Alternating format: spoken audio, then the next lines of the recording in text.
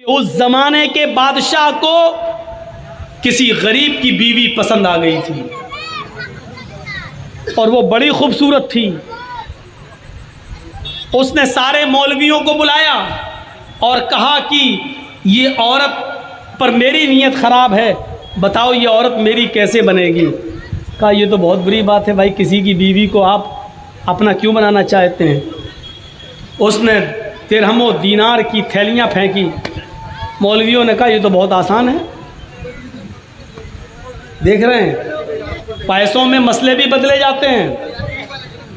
कहा क्या है, कहा आप पावर में हैं, आप उस आदमी की गर्दन पर तलवार रखवा दीजिए, बस कत्ल मत कीजिए, और तलवार रख कर कहिए अपनी बीवी को तलाक दे वरना गर्दन उड़ा दूंगा, और वो तलाक दे देगा।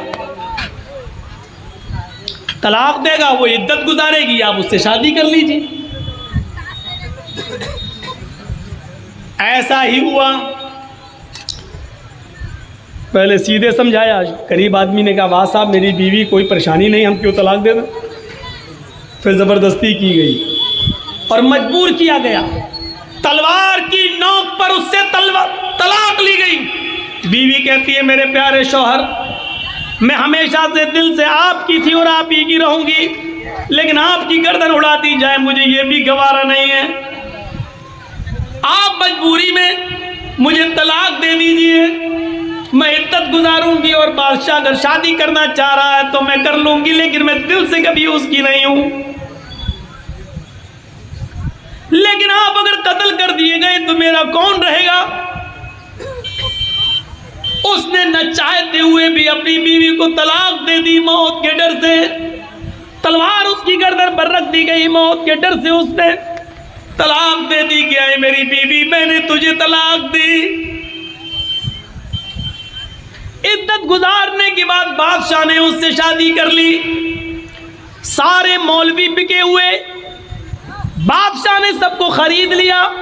उस जमाने का सबसे बड़ा बुजुर्ग इमाम मालिक रहमतुल्लाह अलैह, जब उनके कानों में यह आवाज जाती है कि बादशाह ने उस गरीब आदमी की गर्दन पर तलवार रखकर उससे जबरदस्ती तलाक दिलवाई और मजबूरी में उसने तलाक दी, तो जुमेरात की रात को हदीसों की तैयारी की और जुमे के दिन अपने सर पर कफन का अमामा बांध कर जाते हैं,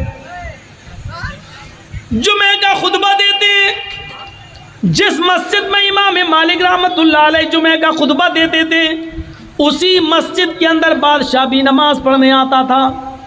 बादशाह के 50 बॉडीगार्ड नंगी तलवार लेकर मस्जिद में हाजिर होते थे कि हमारे बादशाह के ऊपर कोई गलत नजर न डाले या उसको खतरा ना हो। वो नंगी तलवारें चमक रही थी। बादशाह मस्जिद में आया हुआ था। इमाम मालिक ने कफन का अमामा बांधा था और सर पर लपेट कर आए थे। छड़ी लेते हैं और जुमे का खुतबा देना शुरू कर देते हैं और उस खुतबे में कहते हैं मैंने सुना है कि इस मुल्क के बादशाह ने एक गरीब आदमी की गर्दन पर बंदूक रखकर तलवार रखकर उससे तलाक दिलवाई है, और सारे मौलवियों ने फतवा दे दिया कि तलाक चाहे जबरदस्ती दिलवाई जाए चाहे जैसे तलाक हो जाती है। सुना है कि उस औरत ने मजबूरी में तलाक ले ली और उस आदमी ने मजबूरी में तलाक दी। अल्लाह करे ये बात झूठ हो, अगर ये सच है तो सुन लो।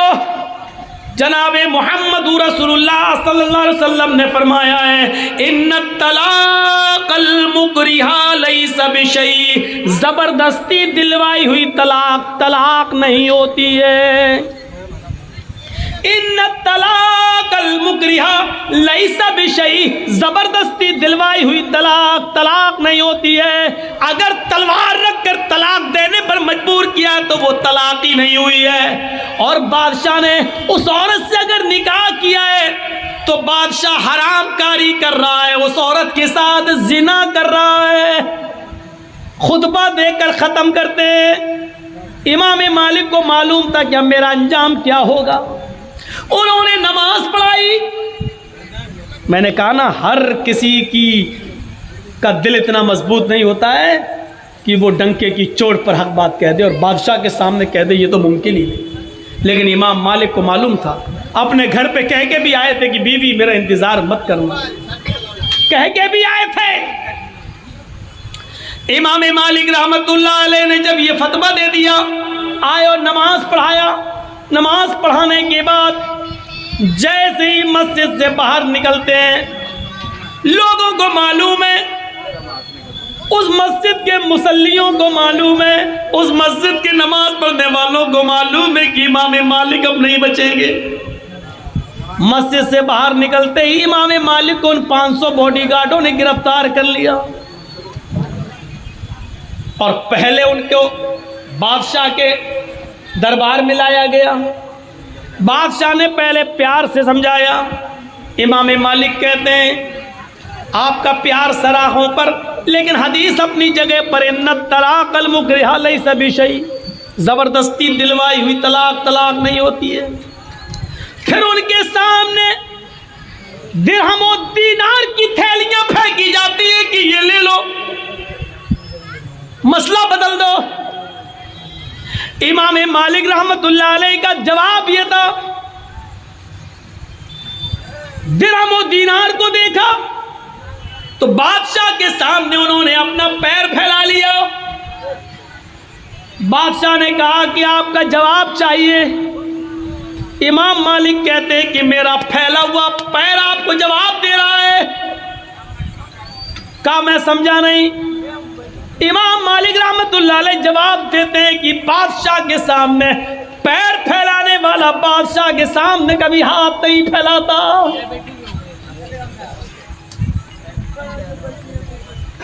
तुम्हारे तो वोट 1-1 रुपए में बिक जाते हैं, तुम्हारा तो ईमान 1-1 रुपए में बिक जाता है। कोर्ट में झूठी गवाहियां तुम 100 200 रुपए लेकर दे देते हो, अपना ईमान नहीं बचा पाते।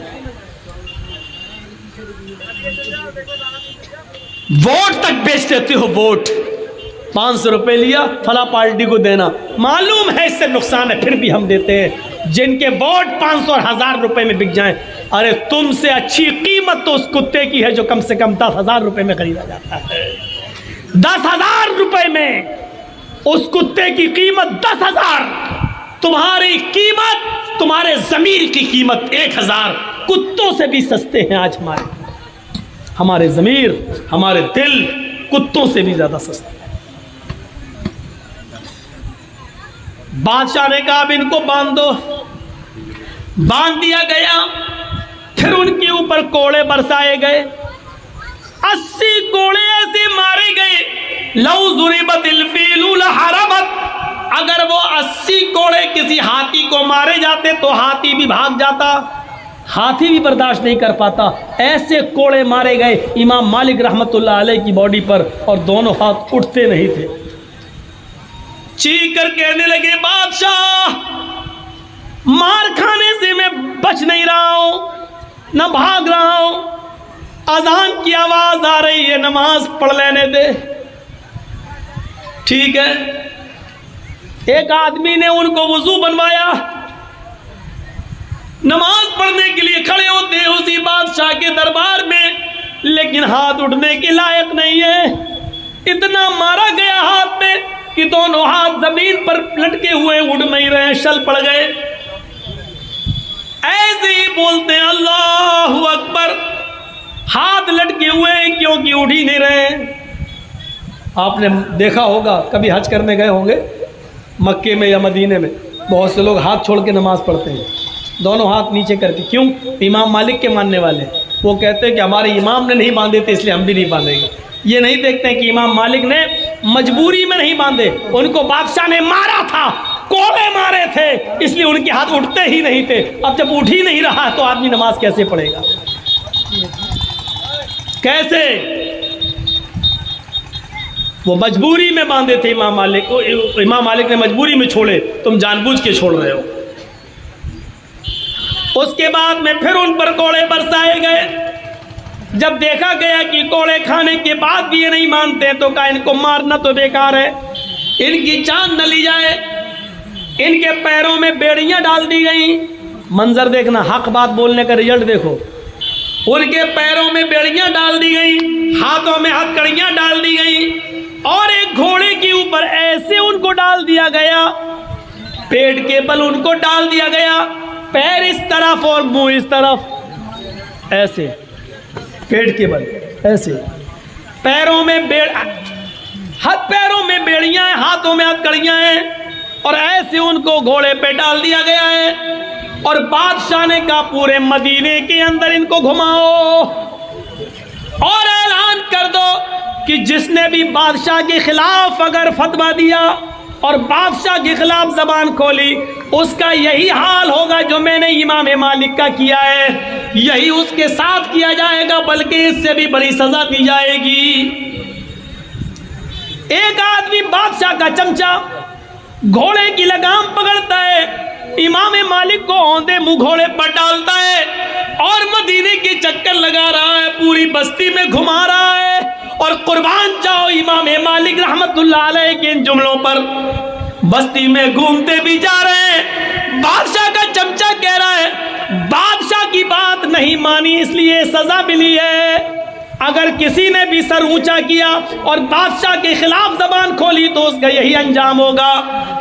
जब वो चुप होता, जब बादशाह का चमचा चुप होता, तो इमाम मालिक जोर से चीखते हुए कहते हैं ये बादशाह का चमचा है, झूठ बोल रहा है। आए मदीना वालों, बादशाह के खिलाफ बोलने से हमें ये सजा नहीं मिली, बल्कि मोहम्मदुर रसूलुल्लाह की हदीस सुनाने की सजा मिली है।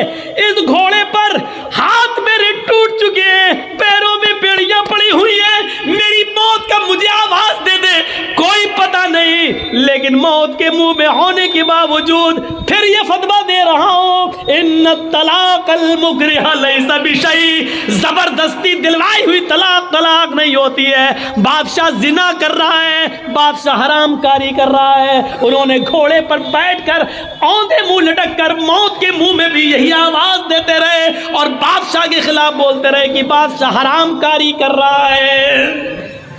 वतवासौ बिल हक़्क़ी, हक बात बोलना हर किसी के बस की बात नहीं है, और जो बोलता है उसको ऐसे ही परेशानियां आएंगी। अगर परेशानियां उठाने का कलेजा हो आपके अंदर तो हक बात बोलो, वरना अपने घर में सर्दियों में लिहाफ ओढ़ के सोइए और गर्मियों में ठंडी एसी चला के सोइए, उसी में आपको आराम मिलेगा। इसलिए कि हक बात कहने का कोई फ़ायदा, हक बात कहो और परेशानी ना, ऐसा हो नहीं सकता। और आप तकरीरें कर रहे हैं, जलसे कर रहे हैं और परेशानियां नहीं आ रही हैं, तो इसका मतलब यह है कि आपकी दावत हक नहीं है, आप सच नहीं बोल रहे हैं, आपकी दावत में कहीं कमज़ोरी है। आपकी दावत में हक बात किसको कहते मालूम है? अल्लाह के रसूल ने जब कोहे सफा पे चढ़ के कहा था, आए पहाड़ के इर्द गिर्द जमा होने वालों, इस पहाड़ के पीछे, अगर मैं ये कहूं कि इस पहाड़ के पीछे एक लश्कर छिपा हुआ है जो बहुत जल्दी तुम पर हमला करने वाला है, तो तुम मेरी बात को मानोगे या नहीं मानोगे? तो लोगों ने क्या कहा था? कालू मा जर्रबना अलैका इल्ला सिद्का, अल्लाह के रसूल हम आपकी बात को मानेंगे, हर हाल में मानेंगे। आपने कहा क्यों मानोगे मेरी बात? कहा इसलिए मानेंगे क्योंकि हमने आपकी 40 साल की जिंदगी देखी है, आप जिंदगी में कभी झूठ नहीं बोले, इसलिए हम आपकी बात मानेंगे। जब आपने ये कहलवा दिया कि जिंदगी में आप कभी झूठ नहीं बोले, तो मुझे सच्चा मानते हो? हाँ मानते। तो ये भी सच है कि मैं अल्लाह का रसूल बनाकर भेजा गया हूँ। क़ूलू ला इलाहा इल्लल्लाह, तुम एक अल्लाह की इबादत करने वाले बन जाओ, ला इलाहा इल्लल्लाह कह दो, कामयाब हो जाओगे। तो जानते हो, जैसी आपने हक बात कही, ला इलाहा इल्लल्लाह कह दो, तो सबसे पहले दुश्मनी किसने की? सबसे पहले कौन उठा उसी मजमे में? जो नीचे खड़ा था, आपका चचा अबू लहब खड़ा होता है और क्या कहता? तब्बल लका या मोहम्मद अलिहाजा जमाता ना, आए मोहम्मद तू बर्बाद हो जा, आए मोहम्मद तू मिट जा। क्या इसीलिए जमा किया था? हम तेरी बात मान लें, एक अल्लाह के को माबूद मान लें और 360 बुतों को छोड़ दें, वत्सवा यगूस यऊक नफ्स को छोड़ दें, तू बर्बाद हो जा, तू मिट जा। सबसे पहले मुखालिफत किसने की? चचा ने। पता चला कि हक बात जब आप पेश करोगे तो सबसे पहले आपके रिश्तेदार आपसे नाराज होंगे, आपके माँ बाप आपसे नाराज होंगे, आपके रिश्तेदार आपको आपके घर से निकालेंगे। अगर इसके लिए आप तैयार हो तो हक बात पेश करो, तौहीद की दावत दो। और अगर आप चाहो राजी रहे रहमान भी और खुश रहे शैतान भी, तो माफ़ कीजिएगा, ये बहुत आसान काम है। अब्बा भी खुश रहें और अम्मा भी खुश रहें और पड़ोसी भी खुश रहे। इसलिए ऐसी बात आजकल जलसे हमारे जहाँ भी हो रहे हैं, अक्सर जगहों पर कह दिया जाता, मौलाना साहब हमने अपनी लड़कियाँ दूसरों को दी हैं, हमारी बेटियाँ दूसरों में गई हैं। मौलाना साहब ऐसी बातें मत कहना, ऐसी तकरीर मत करना कि किसी को तकलीफ़ हो। मौलाना जर्जीस गया था तेरे घर पे कहने के लिए कि तू अपनी लड़की उनको दे। गलती तू करे, सजा मौलवी जर्जीस भुगते हैं। तूने अपनी लड़की किसी कब्र के चूमने चाटने वाले कब्र पुज्जे को दे दी, तो इसमें मेरा क्या कसूर?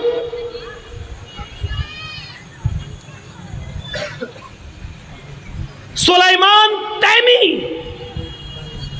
का जब इंतकाल होने लगा तो वो रो रहे थे। पूछा क्यों रो रहे हैं? कहने लगे कि 27 साल पहले का मुझे अपना एक गुनाह याद आ गया। मैं सोच रहा हूं कि अल्लाह मैंने मेरे गुनाह को मिटाया होगा या नहीं मिटाया होगा। पूछा कौन सा गुनाह? का बहुत बड़ा गुनाह। और बड़ा गुनाह क्या, अभी मैं बताता हूं आपका। वो ये गुनाह सुलेमान तैमी 27 साल से तौबा कर रहे हैं अपने गुनाह की, और 27 साल के बाद जब उनके इंतकाल का वक्त करीब आया तो रो रहे हैं। पूछा क्यों रो रहे हो? का 27 साल पहले गुनाह याद आ गया, उसी को याद करता हूं तो रोता हूं, पता नहीं अल्लाह ने मुझे माफ किया होगा या नहीं किया। का गुनाह क्या है? का बहुत बड़ा गुनाह है।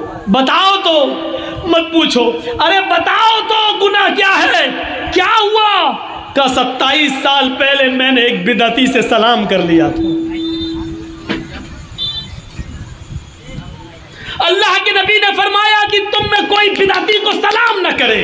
मन आवा मुहदिसन फअलैहि लानतुल्लाह, जिसने किसी बिदअती को अपने घर में ठहराया उस पर अल्लाह की लानत हो। जिसने बिदअती को अपने घर में पनाह दी अल्लाह की उस पर लानत हो। मैंने बिदअती से सलाम कर लिया था, पता नहीं अल्लाह ने हमारा गुनाह माफ किया हो। तुम तो अपनी लड़कियां और अपनी बेटियां बिदअतियों में दे रहे हो, तुम तो अपनी बेटियों का निकाह बिदअतियों के साथ कर रहे हो, कब्रों की मिट्टी चाटने वाले और शिर्क करने वालों के साथ कर रहे हो। तुम्हारा ये गुनाह अल्लाह माफ करेगा या नहीं करेगा? आ गया मौलवी फसाद कराने। नहीं, तुम अपनी बेटियों का निकाह दूसरी जगह कर रहे हो, फसाद तुमने बर्पा की है। तुम अपने आप को अहले हदीस का टाइटल लगाना छोड़ो, तुम अहले हदीस कहलाने के लायक नहीं हो। अहले हदीस का टाइटल इतनी आसानी से हर किसी को नहीं लगाने देंगे हम। ये किसी के बाप की जागीर नहीं है, जो चाहे लगा दे। अपने साथ कौन? अहले हदीस, अहले हदीस, अहले हदीस। अहले हदीस वो होता है कि इमाम शाफई ने फरमाया था कि जब मैं किसी अहले हदीस को देखता हूं तो ऐसा लगता है जैसे मैं किसी सहाबी को देख रहा हूं। यह अहले हदीस का अमल था कि इमाम शाफई फरमाते हैं कि जब मैं किसी अहले हदीस को देखता हूं, पढ़िए किताब उलूम इमाम शाफई की। इमाम शाफई ने कहा जब मैं किसी अहले हदीस को देखता हूं तो लगता है किसी सहाबी को देखता हूं। अहले हदीस का अमल सहाबी के अमल से मिलता जुलता था। गलती आप करो, सजा मौलवी जर्जीस ठोकते। हक बात डंके की चोट पर कही जाएगी। वतवासौ बिस्सब्र, आखिरी चीज रह गई है सब्र। सब्र भी करना पड़ेगा। हक बात कहोगे तो मारें मिलेंगी, पत्थर पड़ेंगे, अंडे फेंके जाएंगे, टमाटरों की बारिश होगी, जेल की सलाखों के पीछे जाना पड़ेगा। और किसने हक बात कहकर परेशानियां बर्दाश्त नहीं की? हजरत बिलाल को तपती रेत पर लिटाया गया। क्यों? आग के अंगारों पे लिटाया गया और उस वक्त तक लिटाया गया और भारी पत्थर उनके सीने पे रख दिया गया जब तक आग के अंगारे बुझकर कोयला नहीं हो गए। क्यों? हजरत खुबाब इब्न आरत को देखो, हजरत खुबैब को देखो, इनकी तारीख पढ़ो, इमाम अहमद इब्न हंबल की तारीख पढ़ो। हक बात के कहने की बस क्या क्या सजाएं मिली, लेकिन इन्होंने सब्र किया।